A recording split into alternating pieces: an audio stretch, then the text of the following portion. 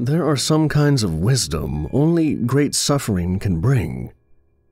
I remember my time in the Bardo with this in mind. For otherwise, the memory might drive me insane. The night my heart stopped for nearly 3 minutes started off normally enough. I was working as a nurse in the psychiatric ward at a hospital in the state's capital. Most of the patients there were harmless, mostly just suicide attempts or people suffering from drug psychosis or severe depression. But some were actively dangerous, and certainly psychopathic in every sense of the word. The new admission was one of these. A 300-pound man with a long history of smoking PCP, schizophrenia, and violent psychotic breaks from reality. His eyes looked like flat pieces of slate as I walked in for my shift. They looked as blank and emotionless as the eyes of a doll. He sat at the table in the front room where the patients ate or played cards, alone under the bright fluorescent lights of the hospital. I walked to the station, where another psychiatric nurse named Ricardo was sitting behind the desk. "What's the deal with the new guy?" I asked him. Ricardo looked up, his dark Spanish face forming into a deep scowl. He ran his fingers through his jet black hair nervously. "He's trouble, man. He got in a chase with the police and then punched some cops in the face. It took 3 guys to take him down, even after he got maced and tased. The judge sent him here on a temporary court order since he claims he's been getting chased by Nazis and UFOs, and that's why he ran from the cops. He thought the cops in their uniforms were actually the SS, and the helicopters were alien spacecraft or something. I don't know. I didn't listen to the whole story." "You have his file?" Ricardo leafed through a stack of folders with his thin fingers, snatching one out and handing it to me. I looked down, reading the information.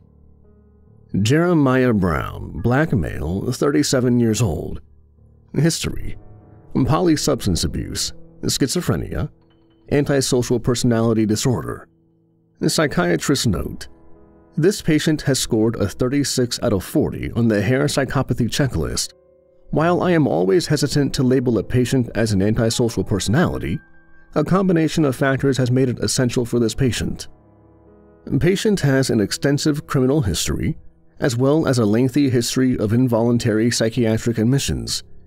He has been diagnosed as having antisocial traits since he was a young teenager.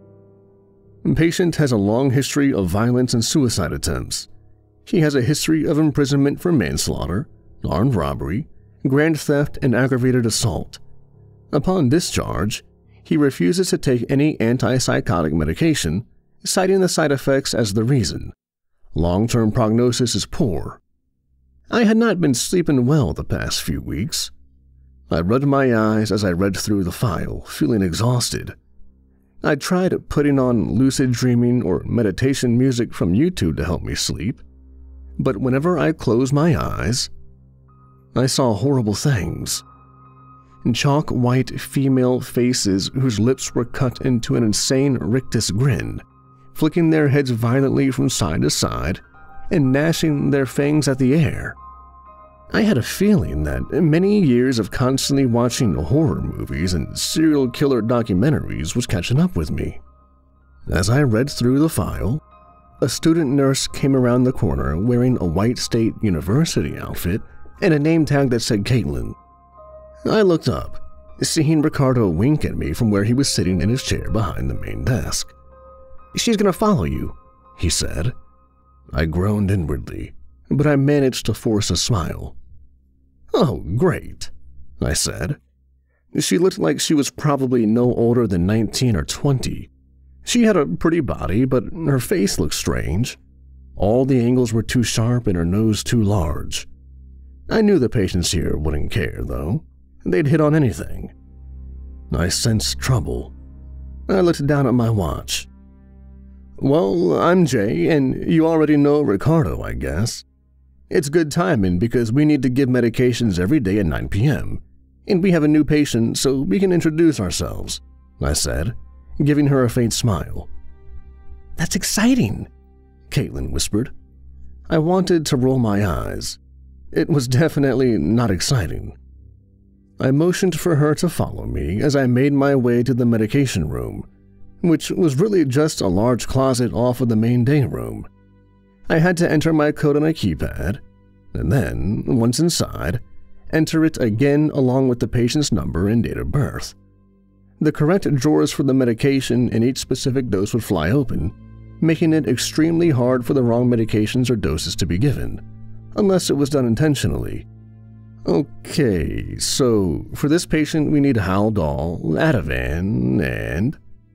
I began saying to Caitlin when the yelling started. It came out faintly, rising in volume and anger within seconds. I heard Ricardo's Spanish voice filled with panic. Something slammed hard against the wall, once, twice, 3 times, and then I heard the sound of glass breaking. I jumped, spinning around, but I couldn't see through the small, shatter-proof glass pane on the wooden door. "Stay here," I commanded, seeing Caitlin's eyes widen, her freckled skin looking much paler than when she had first come in. "Don't leave until I come back and say that it's safe." On the speakers strung throughout the hospital, I heard the first of the warnings echo out around us. Dr. Strong, please report to the 7th floor," a robotic female voice said calmly, using the code for when a patient had to be subdued by force. I pushed the door open, slamming it shut behind me so that the lock would activate and protect Caitlin from whatever chaos was going on. I heard Ricardo pleading with someone at the end of the hallway that ran past the main desk. He sounded strange, as if he was trying to talk through a mouthful of blood. Huddled behind the main computer, I saw one of the CNAs frantically whispering something into the phone. She must have been the one to call the Dr. Strong order. "You don't have to do this, man," Ricardo gurgled faintly. I couldn't see what was happening, as Jeremiah's large body was blocking my view. I could see that the thick glass window at the end of the hallway was broken. My heart skipped a beat as I surmised what was likely happening. I sprinted forward as quietly as I could, but the large man heard me. His massive body turned, his flat, dead eyes scanning me with absolute coldness and calm. I saw he had a bleeding Ricardo in his hands. Ricardo's back and head were covered in deep cuts and shards of glass. He must have used Ricardo's body as a battering ram to break the thick glass window. Jeremiah held Ricardo suspended out of the window, 7 floors above the concrete walkways far below. "Stay back, or this son of a bitch will know what it feels like to fly," Jeremiah said in a deep, gravelly voice. He shook Ricardo for emphasis, sending his head snapping back and forth with painful cracking sounds. Drops of blood flew from his nose and a deep gash across his cheek. Pieces of shattered glass littered the carpet, shining like countless tiny stars. I put my hands up, taking a step back. Far behind me, I heard the front door for the psychiatric ward open. Voices echoed down the hall. Knowing that reinforcements were coming, I tried to buy some time. Let's talk about this. You don't want a murder charge, do you? You'll never see the sky again." "I don't give a damn. I'm not afraid to die," Jeremiah said, pushing Ricardo onto one of the shards of broken glass still attached to the windowsill. It bit deeply into the back of his neck, sending fresh streams of blood rushing out, dripping down to the pavement far below. I heard security guards and doctors running down the hallway behind me, their voices frantic and excited. Jeremiah saw them coming. With an animalistic panic in his eyes, he lifted Ricardo up. I cried out something, stepping forward, but it was already too late. In horror, I watched as he threw Ricardo out the window. I watched Ricardo's body soar in a graceful arc, his arms grabbing at empty space as a scream ripped its way out of his throat. Within a fraction of a second, he had disappeared from view, but his terrified shrieking floated up to us for what seemed like a very long time. His screams ended abruptly as a shattering of bones and a wet smacking sound exploded far below us. Jeremiah turned to me, his large body moving much faster than seemed possible. In his hand, I saw a piece of broken glass, 5 or 6 inches long and as sharp as a dagger. I tried to turn and run, but he was fast and strong. He lunged forward, his arm coming up in a blur towards my neck. The shard entered my skin with a cold, numbing pain. I felt it slice through the flesh easily, felt the blood bubbling up my throat as I tried to scream, choking. The taste of iron filled my mouth as I fell backwards. I was suffocating. I knew I must be dying. Something cold ran down my body, gripping my heart like freezing skeletal hands. The world swam around me and turned black. And then I was rising into a tunnel. At first, it was dark, filled with flickering shadows. But a fiery red light appeared at the end. I followed it. No more than a screaming mass of consciousness rising up into infinity. I rose up through the end of the tunnel and found myself in an empty hospital ward. It looked identical to the psychiatric ward I had just come from. It even had the same smashed, blood-streaked window at the end of the hallway. A massive puddle of blood about 10 feet away marked the spot where I must have died. But the fluorescent lights overhead here were flickering, and many had gone totally dark. The shadows seemed to press in on all sides. The doors to the patients' rooms were all tightly shut. I felt watched, afraid to call out or make any noise. I started walking down the hallway back towards the day room where the front desk was. All the lights there were out. A thick curtain of shadows hung in the air. "You can come out." A male voice as smooth as glass called from the darkness. I jumped, my head flicking in random directions, but I saw nothing. The voice almost sounded like it had an English lilt to it, a slight Cockney accent. "I know you're there." "Who's there? Show yourself." "As you wish," the voice hissed. "But I think you'll regret it." The darkness split apart as if a nuclear missile had exploded. I raised my hand to shield my face, but the light and heat kept pouring out all around me. It blinded me, causing a rainbow of colors and shapes to morph behind my closed eyelids. After a few seconds, it subsided. Blinking rapidly, I squinted in the direction the voice had come from. A male figure stood there, bathed in a silhouette of light. His face looked as white and as smooth as marble. His eyes were pits of darkness that seemed to flicker and burn. 2 black rotted wings surrounded his body, all sharp angles and thin, curving bones. His body was clothed in silky, blood-red robes, and a hood covered his platinum blonde hair.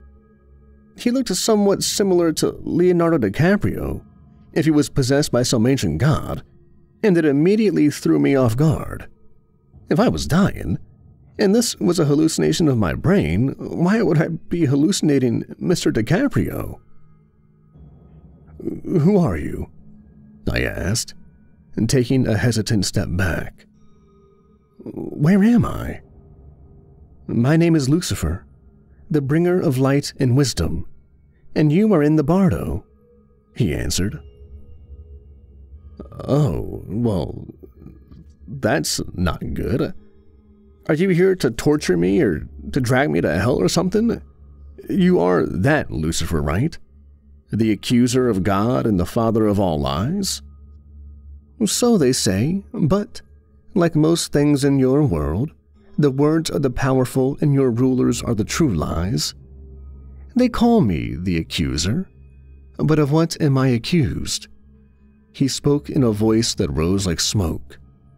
"Of bringing knowledge and wisdom to all humanity by telling them to eat from the tree of knowledge, the tree that would cause them to rise above the animals. Indeed, at the beginning I saw the creation. I was there at the Alpha, standing by the side of God with all the angels as the universe came into being. The endless procession of light, the power of it, was something remarkable to behold. God is, indeed, the source of great power, but his consciousness is not what the believers say. After the creation of the universe, I saw his plan, how he ripped eternal souls from the source to imprison them. I saw how he took these divine sparks and forced them, screaming and wailing, into bodies made of meat to die over and over again. He said it was part of the plan, the great divine plan, a plan of death and destruction, constant suffering and mindless agony. And the worst part was, he wanted to give humanity neither the knowledge of good and evil, nor the tree of life. I convinced them to eat the fruit so they could open their eyes to their nakedness, to their basic animal existence so they could rise up out of it forever. Like Prometheus, I brought down the fire, and yet they call me the accuser? God was insane long before he formed the universe. These holy men, they live and die in a fanatical adoration to a divine being who is, in fact, totally indifferent to them. His consciousness twists and distorts, eating itself for all eternity. God feeds off of the pain of others, for if his mind is burning, then all others should burn as well. When these holy men die, God will send their souls here to the Bardo to suffer every evil they have ever done. The wisdom I brought those who called upon me freed them from this prison, and in exchange, the holy men burned them alive. I offered the wisdom that opens your eyes, but it has been forgotten and cursed. Lucifer's body began to dissolve, drifting up into the air like ashes. All around me, a low, powerful current blew, a tornado that spiraled high up into the clouds, like some sort of Cheshire cat. His smooth voice continued to echo all around me, even as the form of Lucifer disappeared. And yet, you have not the wisdom. For that, like all others who enter the Bardo, you must suffer everything you've done. Every small hurt and agony inflicted on others comes back 1,000-fold in this place. But don't be afraid. How could I not be afraid?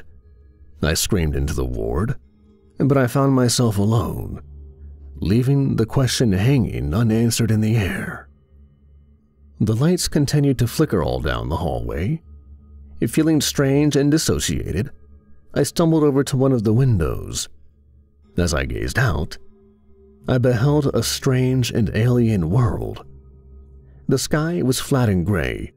It stayed in constant motion, scrolling and spiraling like clouds of roiling smoke. There was no sun, no moon, no stars. Only the strange, shifting whirls of clouds. The streets were filled with burned-out husks of cars, and mummified bodies hung from street lamps. Other signs of carnage and bloodshed covered the apocalyptic streets. I saw what looked like shadows in the shape of people slinking through over the sidewalks, past rotting dogs and streaks of clotted blood.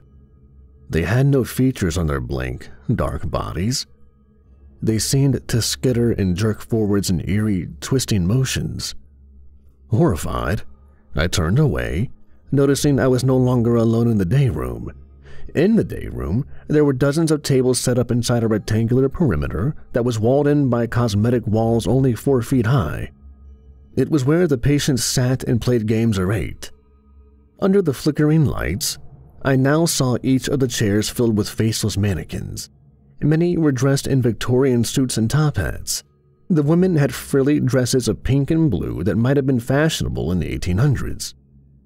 As the lights strobed on and off overhead, I noticed with an increasing sense of disquiet that the mannequins were moving each time it went dark.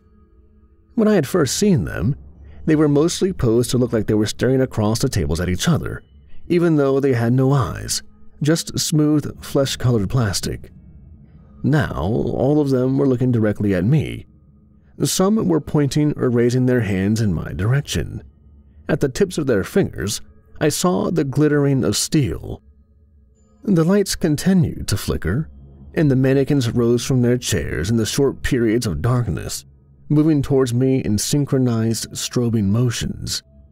Frantically, I ran down the hallway back towards the broken window. In each of the rooms, I caught glimpses of something from a nightmare peeking out.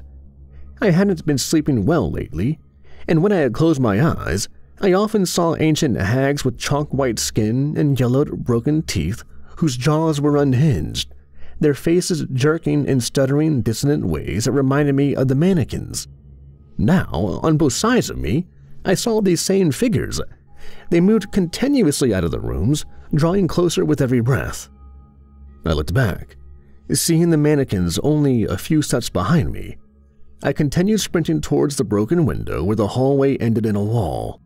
I didn't know what would happen when I reached it. And at that moment, there was no rational thought. I felt like a deer being chased down by a pack of wolves, feeling waves of blind panic and mortal terror rushing through my body. But as I continued to the end of the hallway, the end of my rope, as it were, a blast of noise started, seeming to come from the walls of the building and the sky itself. It sounded like a siren, a low, drawn-out drone of a demonic whale call, rising and falling in crashing crescendos. The mannequins froze in place once again. The strange, witch-like creatures slunk back into the dark rooms. I looked outside the broken window, seeing clouds of black smoke rising off into the distance. The flickering of massive infernos scorched the land, drawing nearer by the second. The siren faded slowly, like the dying echoes of a gong. I was surrounded by dozens of mannequins. Their sharp hands were inches away from my face and neck. I saw metal glittering all around me and realized they had to be sharp points of nails protruding from the ends of their fingers. I was afraid to move, but I heard a familiar voice from down the hallway. It was the confident voice of Lucifer. "The siren means much worse nightmares than these are coming in the Bardo," he said, his glossy black eyes flashing with intelligence. He walked slowly towards me, his face grim and pale. "Hell itself is coming over the land. This building is no more a construction of your dying mind, but the world outside is real." How can hell come and go?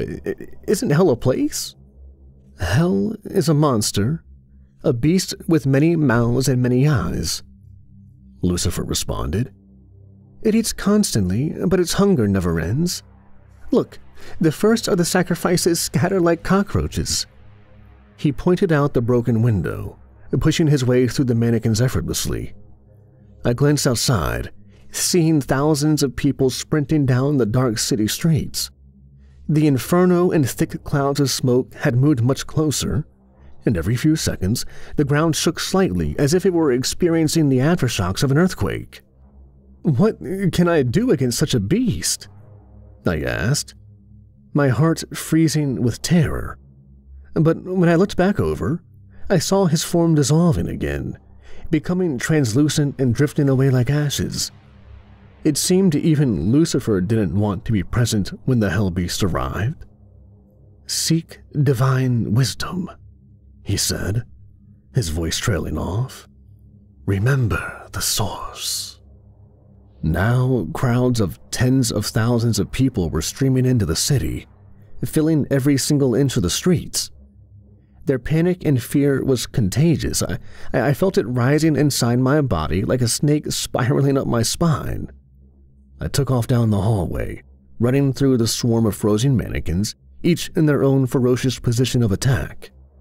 The lights flickered faster and went out, yet the fires outside cast the entire world in a bloody glow, giving me enough light to see by and find my way.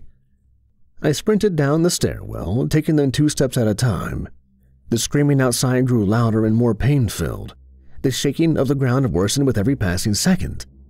I burst out of the front entrance, seeing a world on fire all around me, and thousands of crushed, bleeding, and burned bodies stretched out as far as the eye could see.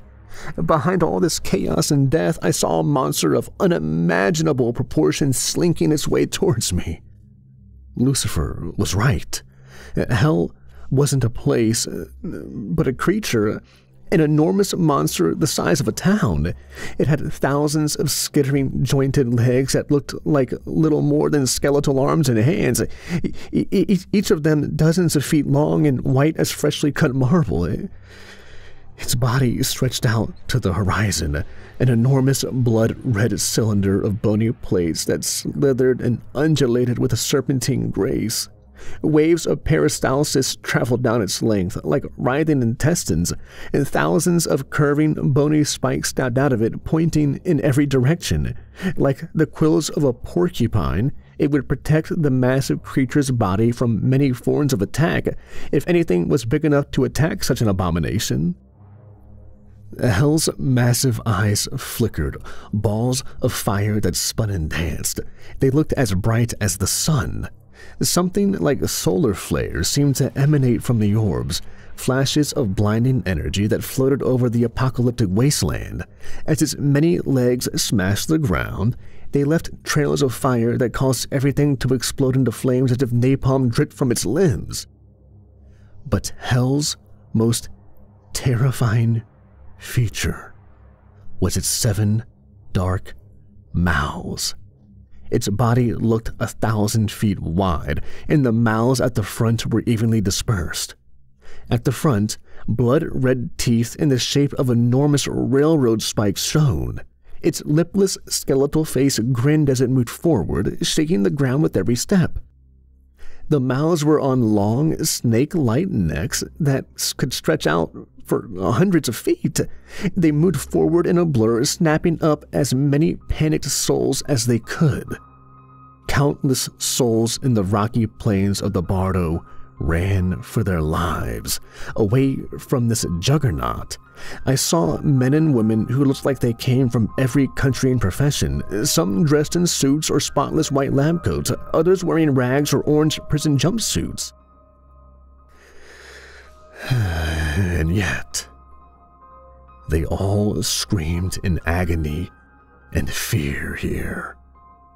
Their bodies pressed together in a crowd, and no one seemed to remember anything but their own mortal terror. Their voices came out faint and weak next to the roaring of hell.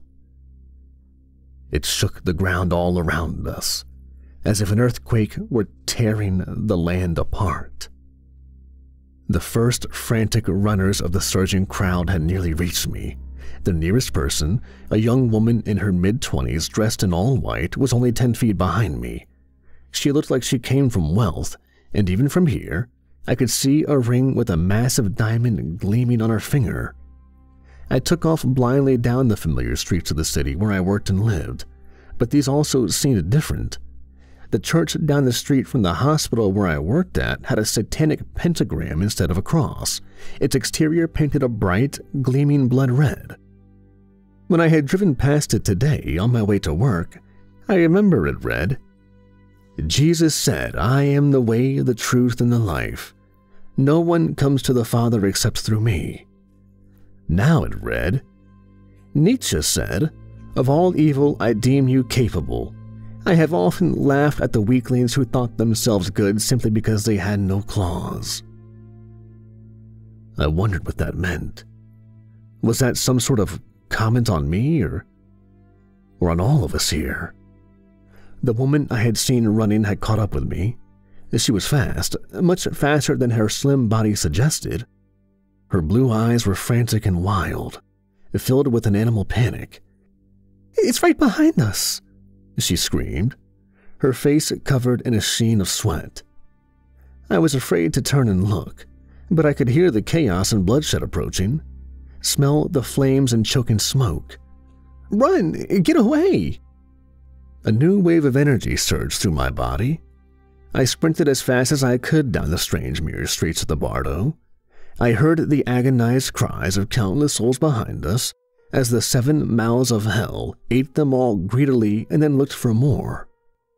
A skyscraper behind us collapsed into a pile of rubble, shaking the ground with a cacophony of falling concrete and shattering glass. The woman was running by my side. Just as I heard the breathing of something huge and predatory right behind us and smelled its sulfuric breath, a piece of concrete the size of a basketball broke off the collapsing skyscraper and flew into the road. I tripped over it, yelling as I flew through the air, skinning my arms and legs on the pavement. The woman's eyes widened. Hurriedly, she came down and reached out her hand, trying to help me up. "Come on, come on!" I looked behind her, seeing one of the gnashing mouths of hell reaching forward on a blood-red serpentine neck. The mouth was big enough to drive a tractor-trailer into, filled with huge spikes of teeth. Its throat led into a black, smoke-filled abyss. Its fiery eyes were swirling pools of flickering orange light that shone with bloodlust and insanity. They focused on the woman, the entire head turning on its slithering neck. I frantically raised my hand, intertwining my fingers with hers. Her hand was warm and soft. She started to pull me to my feet when the mouth of hell snapped forward. Its jaws unhinged, scraping the pavement with a sound like grinding metal. The woman barely had time to turn as the mouth covered her and snapped shut with a crack. She disappeared from view instantly, but I was still holding her hand. In horror, I felt warm rivers of blood explode all over my body as the mouth of hell severed her arm at the wrist. She screamed, bleeding and crying as she disappeared into the throat of hell. Hell's fiery eyes focused on me, and at that moment, I knew I was next. Its mouth opened wide again like a bear trapped ready to spring on a new victim. It was dark in hell's mouth, but I smelled the thick reek of old blood and fire. I caught glimpses of tortured, mutilated bodies writhing and crawling down its throat. Shell-shocked, I could only lay there and watch. And that was when the strange doubling started. I heard the frantic voices of men break through the fog of darkness and the fetid reek of blood. There was a mechanical beeping all around me, but I couldn't tell where it was coming from. "Clear," one cried. I looked around, only seeing blackness. At that moment, I felt a surge of electricity rip itself through my body. My arms and legs all seized up, and my eyes rolled up in the back of my head as pain sizzled through each one of my nerves. I clutched the young woman's hand tightly, feeling the large gold ring with the massive diamond biting into my skin. "Again!" another voice yelled. "Clear!" the original voice cried. The electricity came again, and a flash of white light flew across my vision. I blinked, seeing from two sets of eyes at the same time, one in the Bardo and one on the blood-stained floor of the hospital ward. The Bardo stayed dark and sinister, but the clear white lights of the real psychiatric ward were blinding. It was a bizarre experience. Moreover, everything hurt. Over a few seconds, my vision of the Bardo faded, and I was simply a gravely injured man laying on the floor in a puddle of blood. 4 doctors and paramedics were crouching over me with a defibrillator. My shirt was ripped off, and nearly all of my skin was covered in blood. I raised my left hand, trying to talk, but only a fiery pain raced through my neck. I felt bandages covering my skin. A nurse was rolling a stretcher down the hallway towards me. "It's okay," one of the doctors said, kneeling down. "You're being taken into emergency surgery. You've lost a lot of blood." I wanted to say something, but I couldn't talk with the massive slice in my neck. At that moment, I felt something in my right hand. I looked down, seeing a slim female hand with a massive diamond ring hanging there. Our fingers were wrapped around each other's, but the hand had been cut off at the wrist.